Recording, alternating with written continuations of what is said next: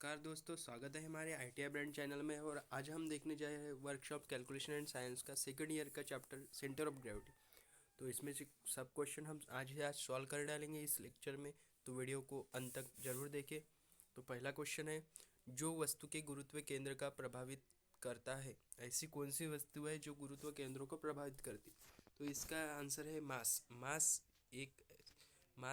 किसी भी वस्तु का मास गुरुत्व केंद्रों को प्रभावित करता है, तो इसका आंसर है बी। चलो नेक्स्ट क्वेश्चन की ओर बढ़ते हैं। नेक्स्ट क्वेश्चन हमारा है, which is the name of the point eight which all the weight of the body concentrate. किसी भी वस्तु का ऐसा कौन सा बिंदु है जहाँ उस वस्तु का पूरा भार केंद्रित रहता है, तो उसको हम सेंटर ऑफ ग्रेविटी बोलते हैं। जो चैप्टर का नाम है वही इसका आंसर है, यानी सेंटर ऑफ ग्रेविटी ऐसा एक पॉइंट रहता है जिस वस्तु का भार पर उस पॉइंट पर केंद्रित रहता है, तो इसका आंसर है सेंटर ऑफ ग्रेविटी। चलो नेक्स्ट क्वेश्चन देखते हैं। What is the centre of gravity of circle रहे। सर्कल की सेंटर ऑफ ग्रेविटी कहाँ रहती है, तो ये सर्कल है, इस सर्कल की सेंटर ऑफ ग्रेविटी इसके सेंटर में, यानी इसके सेंटर में रहती है, तो इसका आंसर है एट इट्स सेंटर। चलो नेक्स्ट क्वेश्चन की ओर बढ़ते हैं। नेक्स्ट क्वेश्चन अपना है, नेक्स्ट क्वेश्चन है, what is the centre of gravity right circular cone from its base. एक राइट सर्कुलर कोन यानी वक्राकार शंकु का गुरुत्व केंद्र क्या है। राइट सर्कुलर कोन ऐसा होता है ये, यानी ये ऐसा 90 में होता है, यहाँ पे एक 90 का एंगल होता है, तो इसका सेंटर ऑफ ग्रेविटी क्या है, किससे, इसके बेस से, यानी ये इसका बेस है, यहाँ से इसका सेंटर ऑफ ग्रेविटी क्या है, तो इसका सेंटर ऑफ ग्रेविटी h/4 रहता है। ये इसकी हाइट रहती है, ये इसकी हाइट रहती है, इसका सेंटर ऑफ ग्रेविटी h/4 रहता है। चलो नेक्स्ट क्वेश्चन की ओर बढ़ते हैं। What is the centre of gravity rectangular body. Rectangular body की सेंटर ऑफ ग्रेविटी क्या है। अगर ये रेक्टेंगुलर बॉडी है तो इसकी सेंटर ऑफ ग्रेविटी क्या है, तो ए इसके डायगोनल है, ए डायगोनल, ए इसके डायगोनल, यानी सेंटर ऑफ ग्रेविटी बीच में रहती है, यानी ऐसा क्षेत्र जहाँ जिस ऐसा सेंटर जहाँ से उसका पूरा भार केंद्रित किया जा सकता है, ऐसा सेंटर, यानी centre of gravity of triangle ऐसी जगह, यानी ये दो डायगोनल है, ये जहाँ छेदते हैं, जहाँ इंटरसेक्ट करते हैं, वहीं पे उसकी सेंटर ऑफ ग्रेविटी रहती है, यानी ये दो डायगोनल ये यहाँ इंटरसेक्ट कर रहे हैं, यानी इसकी centre of gravity intersection of two diagonal, ये इसका सी आंसर है, at the point of intersection of diagonal.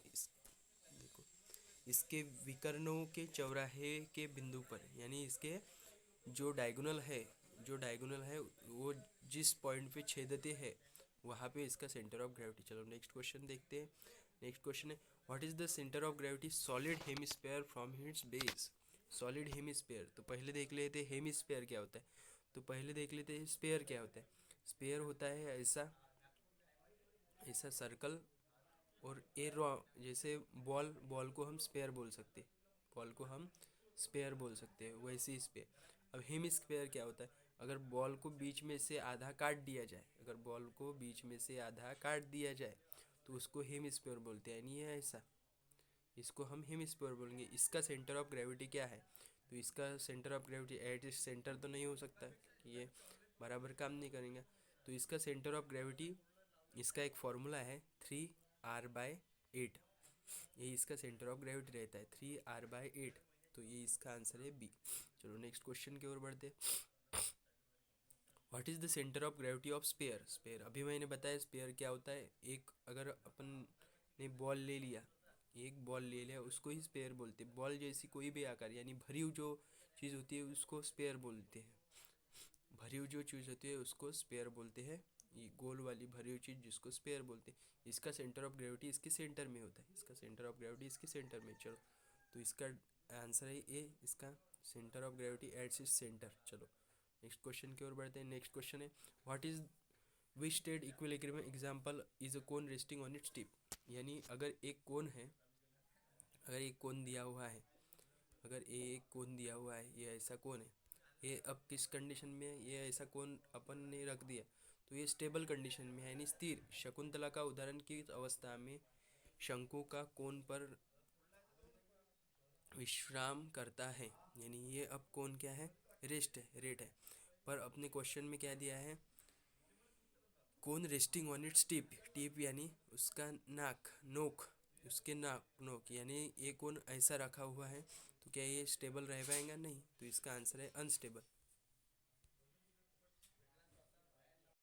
हाँ, which one of the following geometrical shape centre of gravity lies from its base 1/3 of height?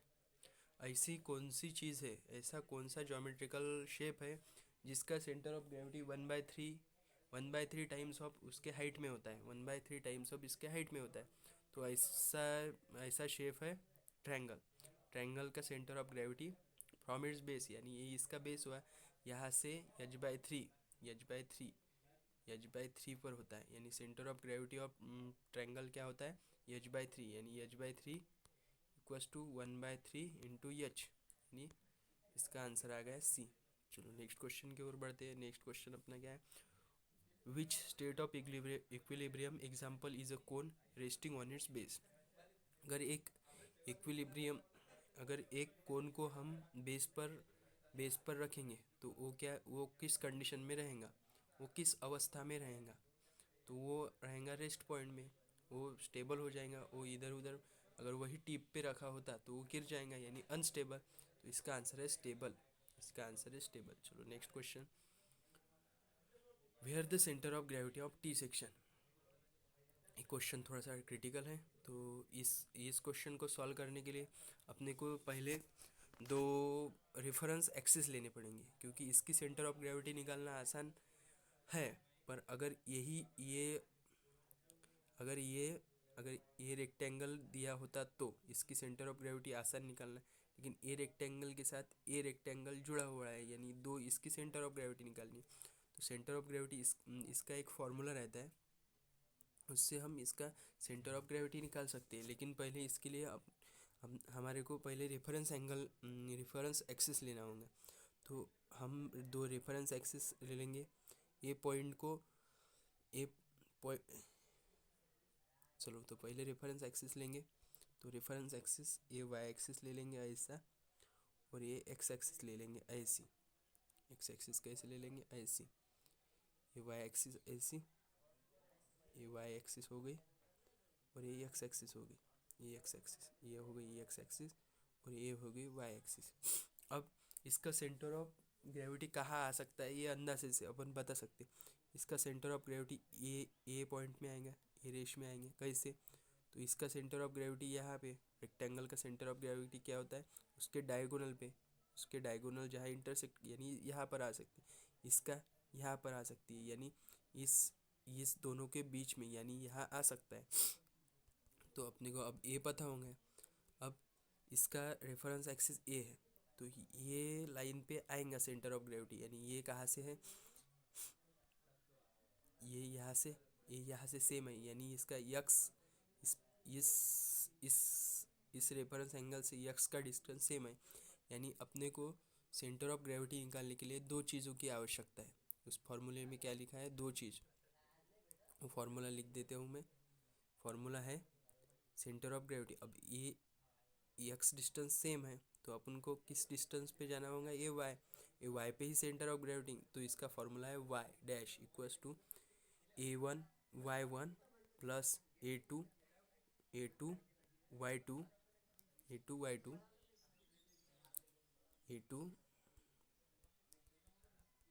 A1 Y1 plus A2 Y2 upon A1 plus A2। तो इसमें से A1 A2 area है, यानी अपन दो भाग लेंगे, A1 करेंगे और A2 करेंगे। इन दोनों की सेंटर ऑफ ग्रेविटी निकाल लेनी चाहिए पहले। तो इसकी सेंटर ऑफ ग्रेविटी, दोनों को भी centre of gravity x axis पे यहाँ से आएंगे। सिर्फ अपन को सेंटर ऑफ ग्रेविटी कहाँ से निकालनी पड़ेंगे? वाई एक्सिस से। कहाँ से निकालनी पड़ेंगे? यहाँ से, यानी यहाँ से ये कि इसकी सेंटर ऑफ ग्रेविटी यहाँ से इतनी, तो रेफरेंस एक्सिस अपन को ये ही लेना पड़ेगा। तो चलो फिर निकाल लेते हैं। तो अपन पहले एरिया निकाल लेंगे। तो एरिया निकालना आसानी है, रेक्टेंगल का एरिया हो गया तो लेंथ इंटू ब्रीथ। तो एरिया निकालेंगे पहले, A1 प्लस A2।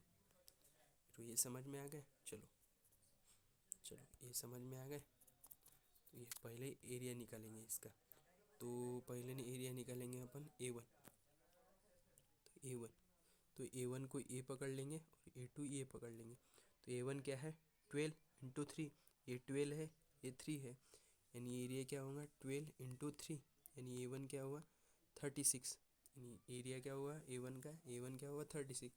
अब A2 निकालेंगे, A2 क्या हुआ, अगर ये 3 सेंटीमीटर, ये 3 सेंटीमीटर और ये यहाँ तक 10 है और यहाँ तक 3, 10 - 3 यानी ये 7 हो गया, 7 × 3, 7 × 3 = 21। A1 निकल गए, A2 निकल गए। A1 कितना 36, A1 यहाँ लिख लेता हूँ मैं, A1 कितना,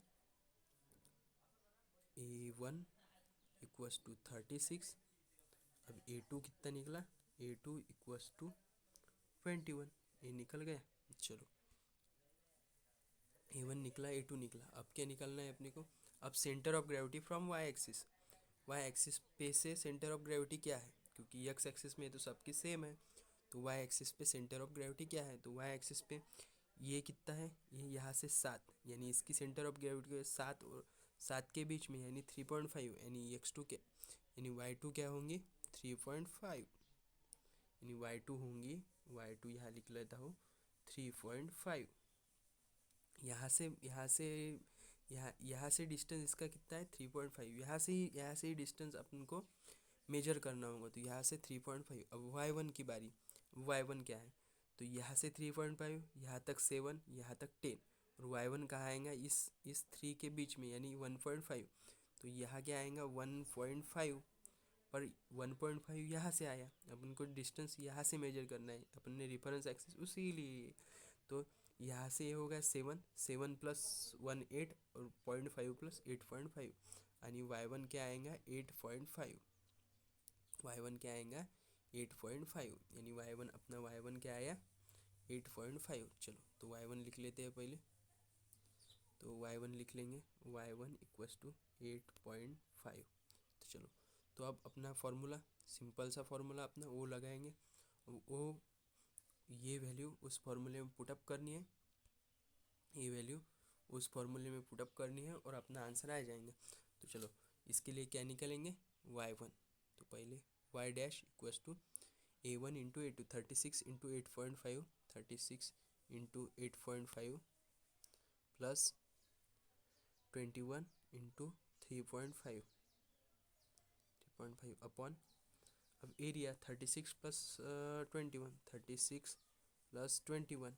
चलो तो इसका आंसर आ जाएगा अपना, ये अगर कैलकुलेट करके अगर निकला तो इसका आंसर आएगा 6.65। इसका आंसर क्या आएगा 6.65।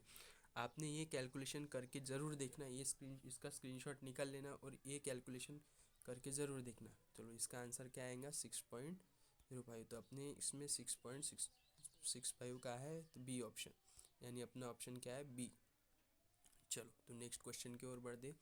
नेक्स्ट क्वेश्चन है what is the centre of gravity rectangle. अपने पिछली बार देखा था सेंटर ऑफ ग्रेविटी रेक्टेंगल क्या होती है, इसके डायगोनल जहाँ पे छेदते हैं उस वहाँ इसकी सेंटर ऑफ ग्रेविटी होती है, यानी आयत की सेंटर ऑफ ग्रेविटी उसके डायगोनल जहाँ पे छेदते हैं वही उसकी सेंटर ऑफ ग्रेविटी रहती है, यानी इसकी सेंटर ऑफ ग्रेविटी कहाँ रहेंगी, इसकी सेंटर ऑफ ग्रेविटी रहेंगी यहाँ।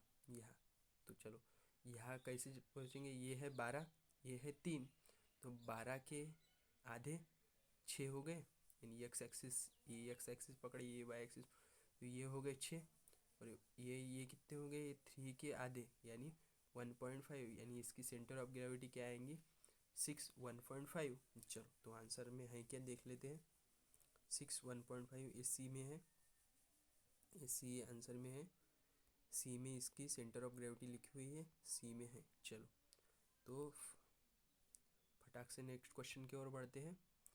नेक्स्ट क्वेश्चन क्या है हमारा, what is the centre of gravity of lamina.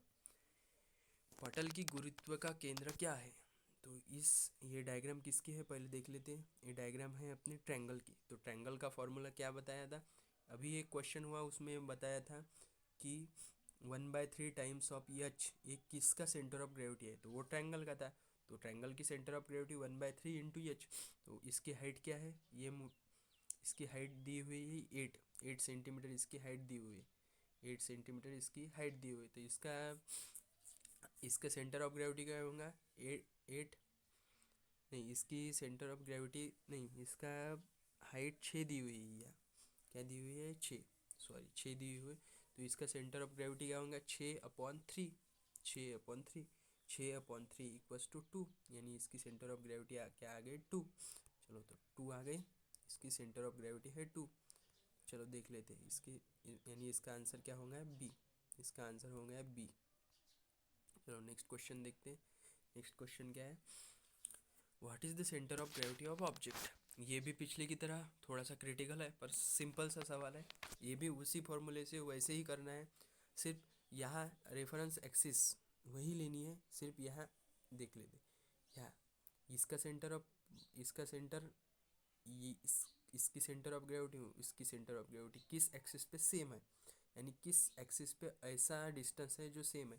यानी अगर ये एक्सिस, ये अगर यहाँ से एक लाइन खींची तो यहाँ से अंतर सेम है, यानी इसकी सेंटर ऑफ ग्रेविटी कहाँ पे सेम है, वाई एक्सिस पे, क्योंकि यहाँ से अंतर सेम है, यहाँ से अंतर, यानी अपने को इसकी सेंटर ऑफ ग्रेविटी किस एक्सिस पे निकालनी होंगी, तो वाई एक्सिस पे तो सेम है, तो एक्स एक्सिस पे निकालनी होंगी, यानी अपने को इसकी सेंटर ऑफ ग्रेविटी निकालनी होंगी एक्स एक्सिस पे, यानी इसकी सेंटर ऑफ ग्रेविटी निकालनी होंगी एक्स एक्सिस पे। तो चलो निकालते हैं फिर, ये भी उसी की तरह, इस एक को हम A1 ले लेंगे, इसको A1, इसको A2, उसी की तरह इसको भी निकालना है, इसको A1, इसको A2।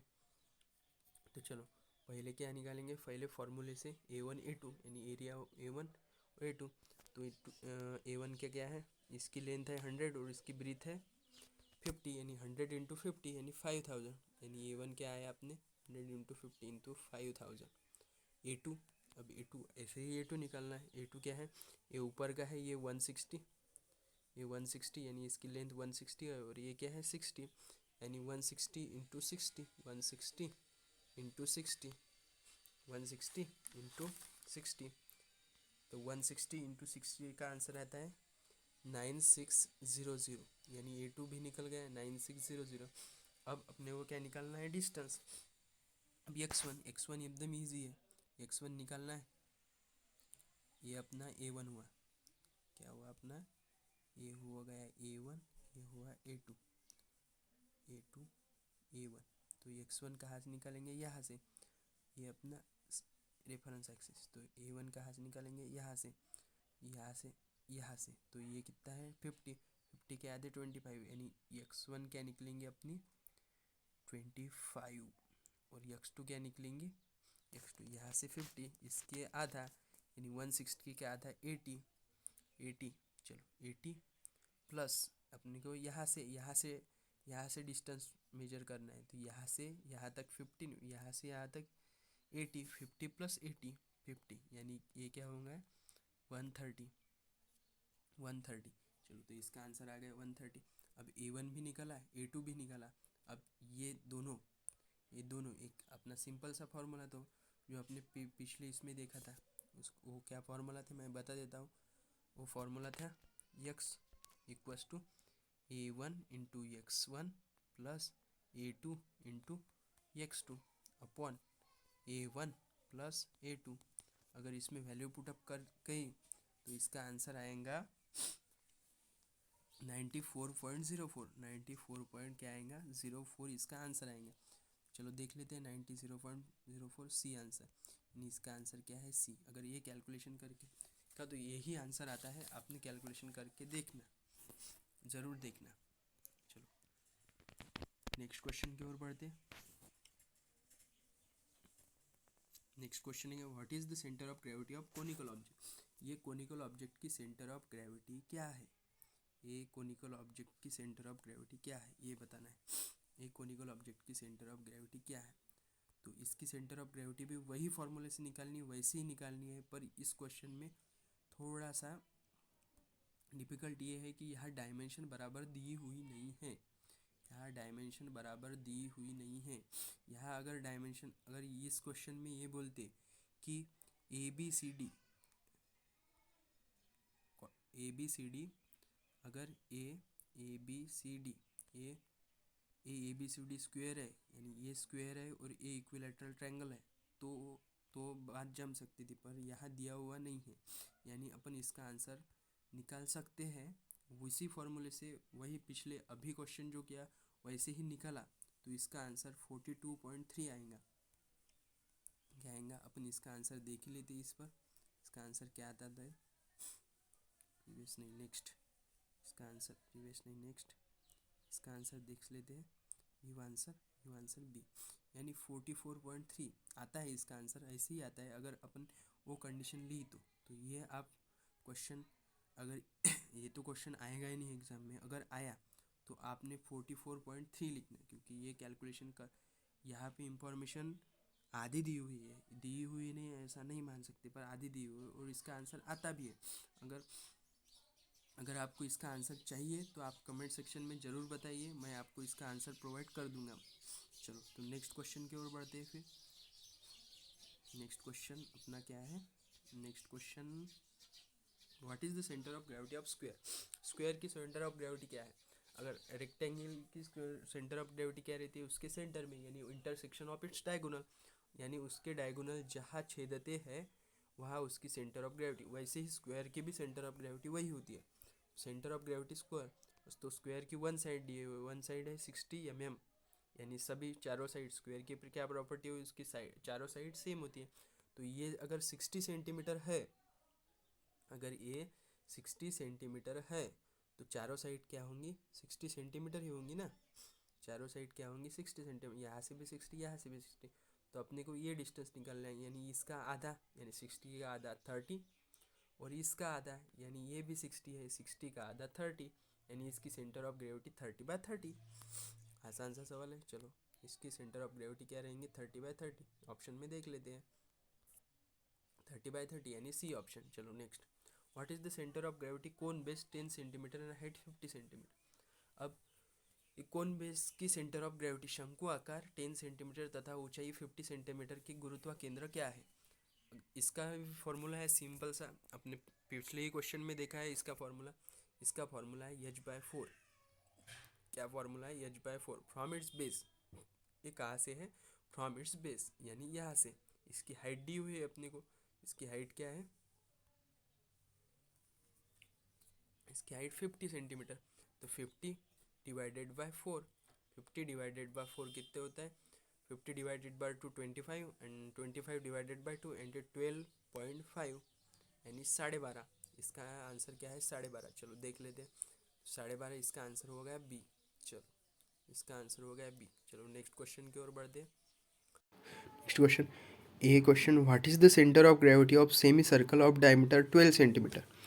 यानी 12 सेंटीमीटर ऐसा सेमी सर्कल जिसकी डायमीटर 12 सेंटीमीटर, उसका सेंटर ऑफ ग्रेविटी क्या है। ये भी सिंपल सा सवाल है। इसके लिए एक फार्मूला है, फार्मूला मैं लिख के देता हूँ। फार्मूला है 4r/3 पाई, 4r/3 पाई। इसका फार्मूला क्या है, 4r/3 पाई, ये याद कर लेना। अब यहाँ इसकी वैल्यू पुटअप करते, अगर डायमीटर 12 सेंटीमीटर है तो रेडियस कितनी होगी, 6 सेंटीमीटर। तो 4 × 6 अपॉन 3, 3 इंटू कितना, और पाई की वैल्यू क्या होती है 3.27,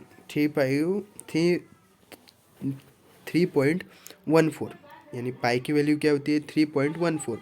या अपन 22/7 भी लिख सकते हैं, 22/7 भी लिखते सकते हैं, 22/7 लिखते हैं, 22/7 में होंगे ये डिवीजन, ये मल्टीप्लिकेशन में जाएंगे ये।